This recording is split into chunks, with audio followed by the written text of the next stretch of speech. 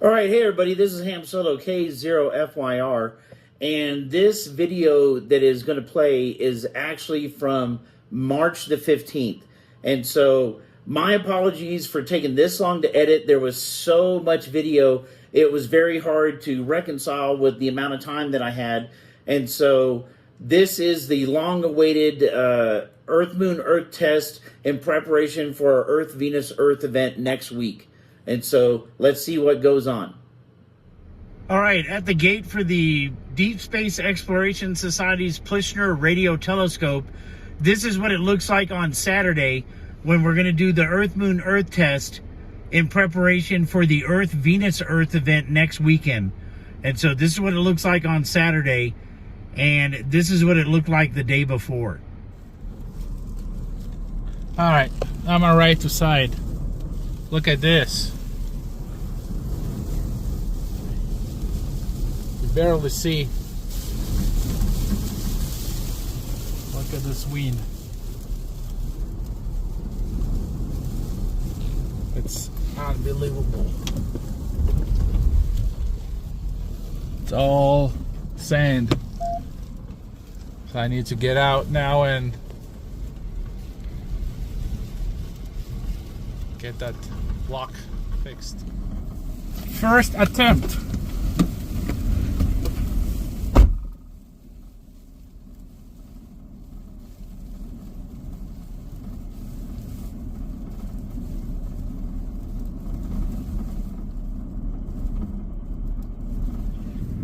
Just you to understand what's happening outside.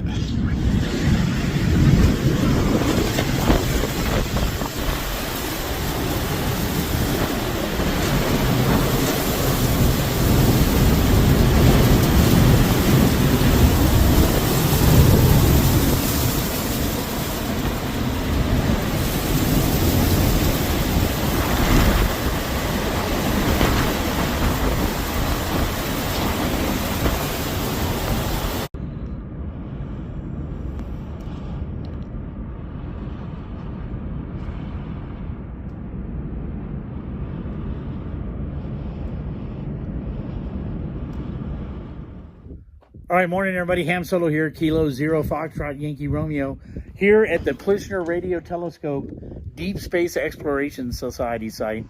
And we are about to do a test on the new system that's been installed in the dish end here. And so, in preparation for our work on the Earth, Venus, Earth, they have designed a new package to go here in the tip of the antenna that is going to be much better than what we were using before.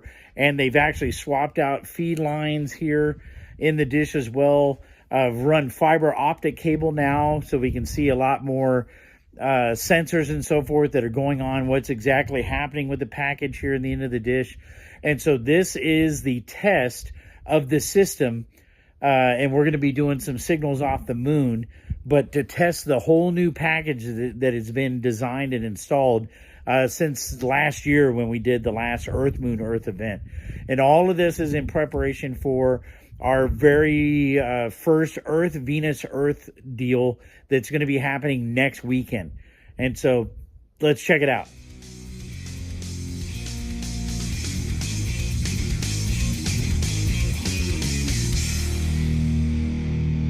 All right, so I'm going to have a couple still shots that I'm going to be putting in here that are going to show the actual package that's up here in the end, the whole new feed cone that's been redesigned for this new system, and give you a little bit of workings on it. Maybe we'll get a chance to talk to Alex and see what kind of changes were made between our Diane package and the new Eve or Earth, Venus, Earth package. And we'll talk about that here in the video.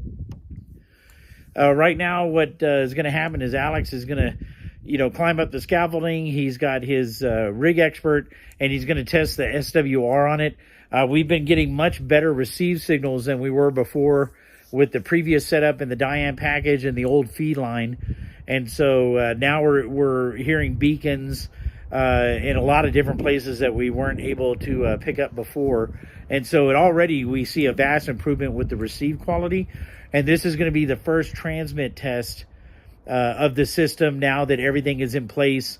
And he's going to check the SWR, and then we're going to go and try to do transmit off of the new system and see what we're seeing. So is that transverter up there? It's taking 6 meters and transverting it to what? 1296. Okay. So we're not doing 10 meters. Not anymore. Okay. Was there a benefit to that? As higher frequency go close to 1296, is less conversion noise you have because it switches your PLL on upper, so you have a less phase noise introduced. So ultimately, it's ideally have a direct conversion from 1296 to 1296 here, but it's gonna introduce a lot of losses. You need to have cables. Yeah. So the next system gonna be everything gonna be at the hub, and we're gonna use it. See, all we see right here, PTT, this, it comes through the fiber optic cable. So we don't have anything else, but we do use an IF line coming down, and that's a disadvantage because that's where we have to have any IF frequencies. But next revision will get rid of that. I already have a new design, so we're gonna have everything installed there. No IF cables needed, no IF radio needed. You're gonna have this on there. And you're going to connect directly with fiber optic to the system over there.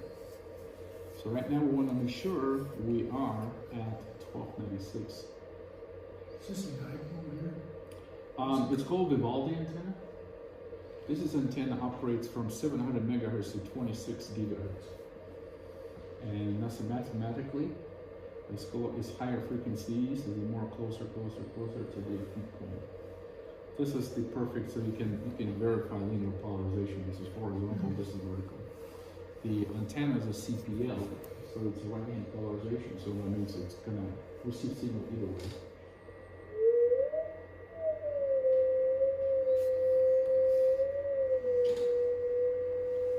And I'm a minus 30 dBA. Okay? Minus 30 dB out there. Right, so you're gonna increase the power. And I'm transmitting on 1296, not 50, right? See how sensitive system is? And look at this, I'm gonna turn this off. Oh, nothing works. Because in this moment, the system terminates to 50 ohm. If I'm gonna transmit now, it will be SWR1, so that means it goes to the low. This is how we check the feed lines are correct or not. And go back here, and so this is minus 35 dBm. You see? And you still see the signal over there. Now, cool stuff, you see I'm on 500 here, right? You don't hear anything, right? So you don't know the signal there or not. You see on the waterfall. Here you see the signals here. So this will give you a panoramic spectrum. So you're gonna see the stations. And we're in the maximum row right now. If I go to CW, it's going to be very narrow, so I have to click on it. And you can hear it now, right? The signal. And you can adjust. And that's the signal way out of the beam width of this antenna. So See, we're so far from the feed, it's not even paying this house. Right. Right? So guess what's going to happen next?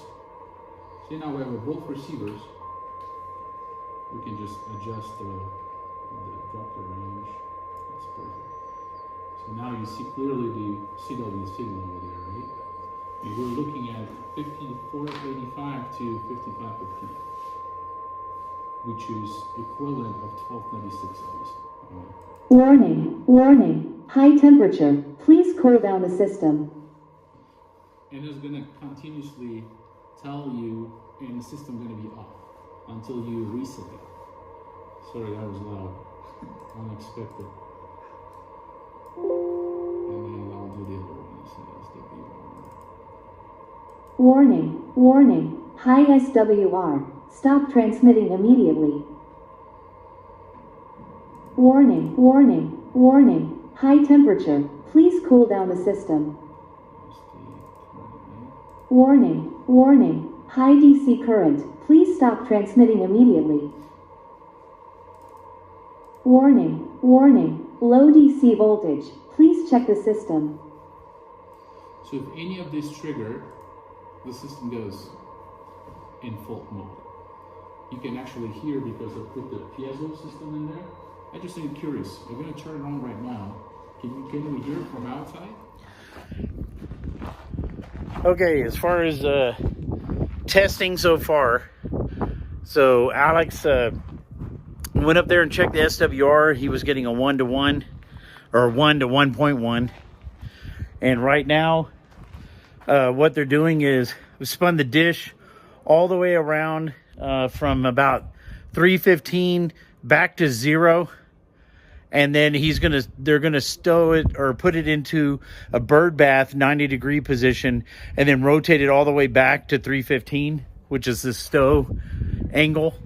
And that's to check to see if the new cabling, fiber optic and power, is gonna bind with the new setup. Just making sure that inside there's enough movement and loop so that the power cables and everything don't bind when the dish is moving when we're following either Venus or the moon. So that's kind of what they're testing right now, is rotation and elevation with rotation for the dish.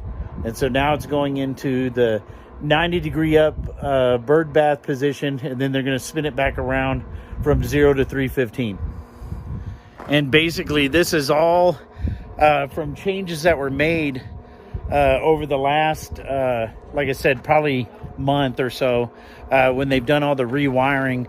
We found that the heliax that was going from the tip down to the pedestal actually had some breaks in it and some deformations and so forth, and that was giving a lot of interference signal into any of our reception. And so I know that the science half of the group was talking about noise in the maser and pulsar signals that they were getting. We were thinking it was bleed over from something in the building, but actually the feed line had some issues in it. Now he just did a test inside all the way up to the feed line, and there's like solid good flat line all the way up to the point where it inserts.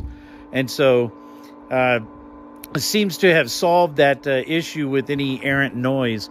And so we're doing some last final checks, and then we're probably going to switch over to transmit. All right, let me give you a little background of the Earth, Venus, Earth concept. So sometime in the probably 1960s, the United States government had sent a radar signal to Venus to see if they could get reception.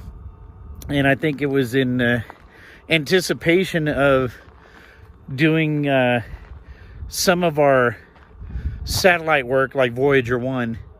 And so they sent upwards of probably 8 to probably 10 gigahertz signal, and we're able to see a minimal blip off of that, and wasn't really tried again until about 2009.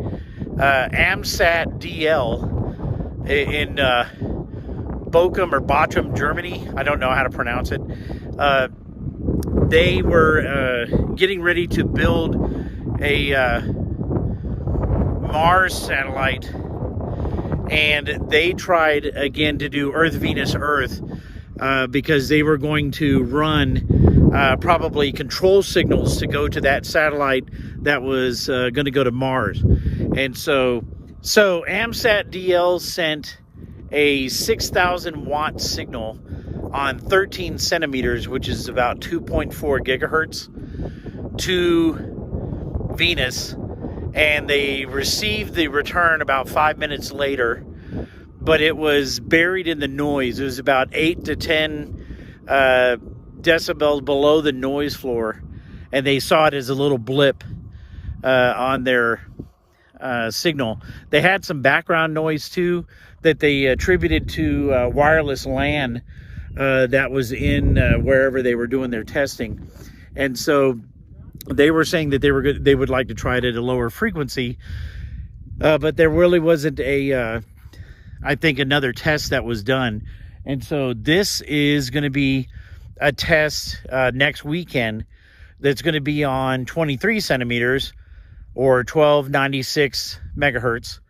And we're going to be doing about 1500 watts out with an amplifier using the dish at 1296, just like we do with Earth, Moon, Earth. But this is probably 100 times farther than when you're trying to do it to the moon. Actually, it's probably even more than that. And so 100 million times farther. How about that? And I'll look that up too. But the intent is, with this new package that's in here at 23 centimeters, we're hoping to get a better signal than what they got on 13 centimeters, even though they were using probably 3 times the power of what we're going to be putting out. And so, again, the intent is, can we receive the signals on 23 centimeters off of Venus with the delay and with the movement of the Earth, with the movement of Venus at the same time, and have a detectable signal that we can interpret with better radios now than compared to 2009. That's kind of the idea. So we have better receive sensitivities and so forth in the radios. We are using a rubidium clock that was donated by University of Boulder for this experiment. And so we'll be using a rubidium clock in order to make sure that the frequencies are not drifting more than about a hertz apart between both the Eve package in the dish as the clock in it, as well as we're going to be using a K4 transmitter, Elecraft K4, and it's going to be tied to the University of Boulder's rubidium clock down here in the control station. And so right now, I think we've done the movement of the dish, made sure there weren't any kinks in the transmission lines or power lines, and probably be setting up the transmit side here shortly. Because I don't want to increase the power, and we can go over to 45 amps. It becomes more efficient the more current you put in. Right, that's right. So, but I want to make sure we start with the lowest power running, because I'm putting low. Should we have somebody look outside and make sure there's no smoke? No? The smoke detector. Yeah, which we need is a smoke detector. Yeah, but it's very weak though. Should be stronger than that. Oh, there's smoke coming out. Where? The back side of the dish. Really? Yeah. Let me hit the power off. You want the power off?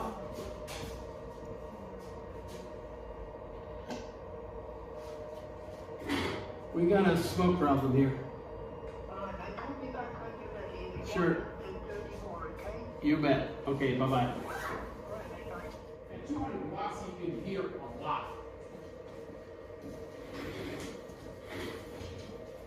What did you turn off? I hit the power button, the breaker. Well, I didn't know what was smoking, so I figured rather than having electrical fire. No, everything was operating here. Yeah, see if I can turn. How do you turn this thing back on? There. You just turn it to the right, it goes back on. Well, there we go. Everything good on my end. You know, I don't know what was smoking. It might have been the motors, you know. But the motors are all off, so. Yeah, that's hard to say, but it was definitely a whiff of, smoke coming out of the back side. Backside, that's. Let me see if I can move the feed. I'm gonna go back to the. I need to go Service position, so I go in clockwise. Okay. The only one thing can be is, because you have such enormous power, right? It goes back to the feed, and you have this static in there. But I don't know what can be burning. I don't know. Like I said, it was out of the back of the dish. So what can be on the back of the dish? I don't know. What do you mean back? Like where? Like, see the lip? Yeah. That first arm that comes out? Uh-huh. The smoke was coming out that way.